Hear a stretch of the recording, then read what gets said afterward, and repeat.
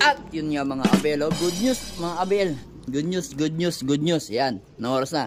Eksaktong alas 5 en punto ng hapon. Yan, mga abel. Ayan yung mga ibon natin, no?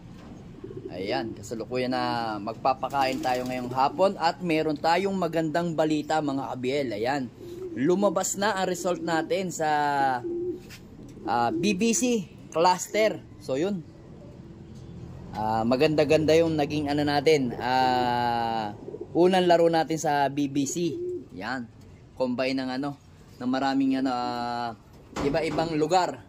BBC Manila, BBC Cavite, Laguna, BBC Pampanga, yan. So yun mga abel, andito si ano sana? Ito si, ayan, oh, yung ating contender. Ayan, oh.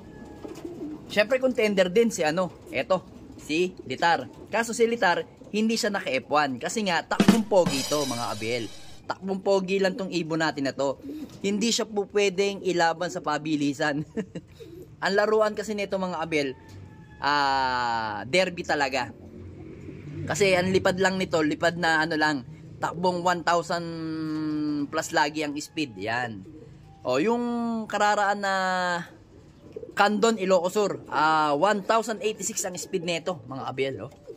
Consistent na ibon lang, yan. Talagang wala. Naiiwanan siya ni ano, ni Peter C. Si Peter C kasi lagi nag-i-speed niya ng 12, 11. So kahapon nag-speed ang ibon natin ng, teka lang, nagwawala si Peter ano, si Press. So yun, kahapon ito is nag-speed ng 1186. Yan. So ngayon, ang ranking niya ngayon mga ka-BL sa overall ng cluster, ranking ng Panrace 1 na kalahatan, ang inabot lang natin doon mga ka-BL is pang 59 overall out of 4,000 plus. Ayan, pang 59 overall, not bad mga ka-BL. Talagang mabibilis lang talaga ang mga kalaban natin, pero kahit pa paano, hindi tayo nawawala sa kwentuhan. Nandun pa rin yung ating pangalan. Nasa top 100 pa rin tayo. O top 59. O yan. Top 60. Yan. 59 eh. O yan mga abel. Then, sa cluster naman mga abel is, ito yung ranking niya. Yan. Top 10 tayo mga abel. Yan. Alright na alright ang ibon natin. Kasi Peter C. Ayan o. Old lines. O. Simple. Pero rock. Kita nyo. Itsura niya parang hindi mananalo. Kita nyo naman mga abel, wala sa itsura talaga ng ibon ang pagkapanalo. Talaga kailangan performance level. Yan nga, ika nga, sabi nga ni paring June. Yan, kailangan daw performance, hindi ganda ng ibon. Yan. So yan, old lines, kaya ganyan ang itsura niyan. Mukhang bangahin lang, pero lumalaban sa karera. Yan, no? Kita nyo naman. Hen yan. Ang asawa niyan. Ayun. So, ito, ito yung asawa niya. Denenenen. Yan, no? Alright. Nagkita na naman, o nagsama na naman ng mag-asawang Peter B at Peter C. Ang kalalabasan nyo ay Peter Cayetano. So, yun mga abel, sa overall lang to is, sa cluster is top 10. Naka-ano tayo, nakabalik tayo ng 2K. Yan. Naka 2K siya. Then, sa ano naman, sa F2 naman siya is pang 60, pa 66 na siya mga abel. Out of 5,000 ata yun. 5,000 o 6,000 ng F3. F2 pala, F2, yun. Sa F3 medyo malayo-layo siya, nasa, ano ba siya, nasa 100 plus siya eh. Pero okay pa rin, at least lumalaban pa rin yung ibon natin. Hindi siya nagpapabaya, yun. Ito naman naka F3 din, kaso hindi ko makita kung nasaan siya kasi ang dami, libo eh.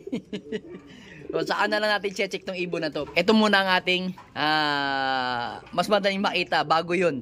Ito makikita natin to sa ano to, sa Apari, Santa Ana. Yan, dyan nasusulpot yung pangalan yan, sigurado, yung litar na yan. So abangan nyo mga abel sa Apari sa Santa Ana, lilitaw na yung pangalan yan, sigurado. Sigurado magpapahirapan na kami sa Ilagan eh. Yan, sigurado lalabas ang pangalan yan. Ito rin, ito talaga napakatindi nitong ibon to. Simple pero rock to mga abel. So yan, Sa darating na ilagan, alam ko meron kami mga mitos, pero ako kasi hindi ko ugali nagmi-mitos mga abel kasi unang-una dala ako diyan. Kasi mas gusto ko pang ang ibon ko, kasalanan ko o kaya sa derby siya madali kaysa sa mitos lang madadali siya at hindi siya uwi. Wala tayong kalaban-laban na dali ng mitos. Kaya ako ranging, then kung kaya kong mag-mitos dyan sa malapit, yan lang. Hanggang palengke lang ako kasi yun lang yung kakayanan ng aking lifestyle. Kasi sa every morning 6 o 7 naalis na ako dito sa bahay, so paano ko pa mapaparonda yung ibon ko? Kaya umaasa na lang ako sa ranging ng tanghali at saka ng hapon mga abel. Ayan. So kaya wala akong pag-asa sa mga mitos mga abel. O, kita nyo yan. Yan yung ano, si Peter C. Sino pa ba Peter C dito? Ito Peter C rin to eh. Peter C. Wala na pala akong breed na Peter C ditong iba mga abel.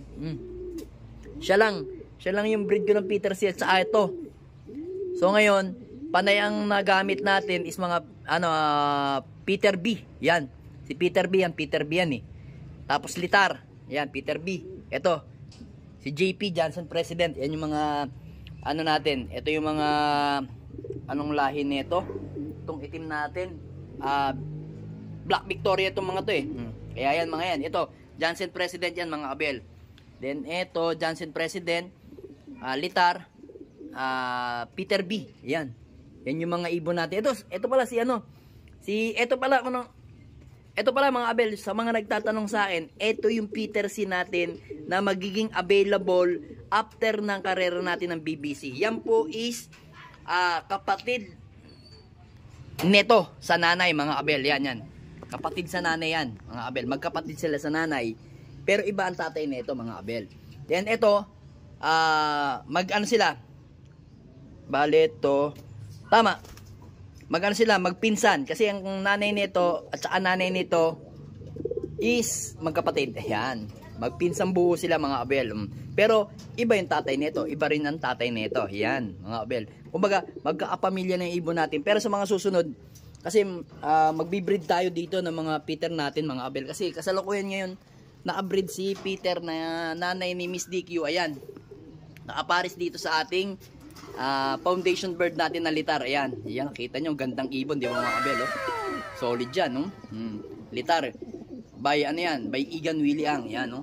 Consistent bird, yan. Then yung tatay nga pala ni Litar, ayan, no? Ni Takbong Pogi, ayan yung tatay, oh. Ayan yung tatay, oh. Ayan, no? Kita nyo, solid, oh. Solid na ibon, oh. Alright, itong ibon na to, ayan, oh. Kita nyo, simple. Ayan yung tatay. Then ito naman yung nanay. Ayan. Tapos ito yung lolo nila. Ayan. Oh. Nga pala, mga abel, oh. Si Peter, ang kaparis niya is yung kanyang tatay. Ayan, oh. Mag-i-inbreed tayo mga abel, oh. Ang gagawin natin, mga abel, yung isang anak niyan, ililipad natin. Yung isang anak naman, i-stack natin, mga abel. Pero sa mga susunod na breed na sa second clutch, yung dalawa, iipitin natin. Gagawin nating breeder mga abel. Ayan. Pang-stack na talaga. Pero kailangan ko kasi maglipad ng isa. Susubukan ko lang kung ano yung magiging performance ng magiging anak niyan. Kung pang breeder lang o pang laban. Kasi malalaman natin yung lipad nun eh. Kung mabagal o talagang hindi pwede kasi pagka inbreed kalimitan mga abel. Minsan talaga hindi nananalo sa karera. Kumbaga pang breeding talaga siya. Pero hindi naman lahat. Hindi ko naman nilalat. For my experience lang mga abel. Yung iba kasi halos inbreed ang mga nililipad pero nananalo. Siyempre ako ngayon pa lang ako talaga mag-i-inbreed. Ayan, nakita niyo mga abel. Pagkamukha kaso lang ilong talagang tatay. Ayan, no? Solid, no? Alright na alright yan. Sigurado pag may nilabas. Napala doon sa nagpapasingsing sa akin dito sa kay Peter Lambe at sa kay Peter Maselan. Ayan na. Ito na yun. Ito na yung inaabangan mo. Ayan na. Solid yan ilalabas ng dalawang yan. Then dito, saan na yun? May young bird nga pala. Si itong Litar natin na to. At saka si Pandora. Ayan o. Ano kaya ang kalalabasan nito? Sana maging white flight ang kanilang anak. Yan. Ito, kita yung kondisyonado si Pandora. Kasi si Pandora mga kabel, kaya ko tinitis-tisan yung kabilang pakpak kasi mahirap na. Kasi doon sa pinagkuhanan natin, wala na yung loop niya. Baka pagka umuwi ito sa kanya, hindi na natin makukuha kasi wala na siyang loop. So yung sayang naman kung makakawala sa atin kasi hindi natin masasabi. Means, ang ilap kasi niyan mga kabel, super ilap. Napakailap na babae niyan. Yan ang ganda, oh. Ganda ng young bird nila, yan. So yun mga kabel. Alright.